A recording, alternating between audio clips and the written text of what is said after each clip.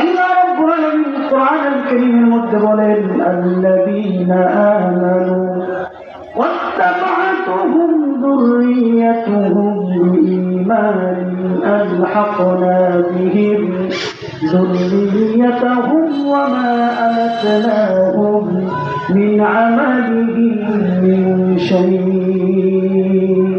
الله أكبر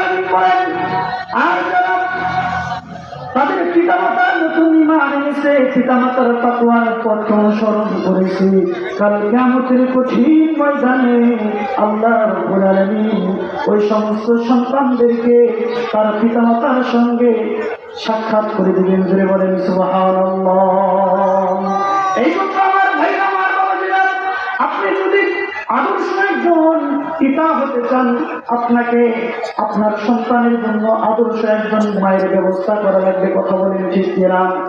সহিহ বুখারী 5090 নম্বর হাদিস, হযরত আবু হুরায়রা রাদিয়াল্লাহু তাআলা আনহু হাদিসটা বর্ণনা করেন। আল্লাহর নবী বলেন, তুনকাহুল মারআতু ইয়ারবাঈ, ও আমার উম্মতেরা তোমরা শোনো, যখন তোমরা বিবাহ করবা, যে মেয়েকে বিবাহ করবা, চারটা জিনিস থেকে তোমরা মেয়েকে বিবাহ করবা। বলে বলেন কয়টা? এক নম্বরে ওয়ালি মালিহা, তার সম্পদ। দুই নম্বরে ওয়ালি হাসাবিহা, তার বংশ মর্যাদা, মেয়েটা কোন বংশের। তিন নম্বরে ওয়ালি জামালিহা, তার সৌন্দর্য। চার নম্বরে ওয়ালি দীনিহা, তার দিনদারিতা, তার তাকওয়া। আমার নবী ডাক দিয়া বলে, বিবাহ করতে গিয়া যদি ওই মহিলার মধ্যে যদি সম্পদ না থাকে, সৌন্দর্য না থাকে, ওই মহিলার মধ্যে যদি দিনদারিতা থাকে, তাহলে দিনদারিতাকে গুরুত্ব দিয়া তোমরা মেয়েকে বিবাহ করে নেবা। জোরে বলেন সুবহানাল্লাহ।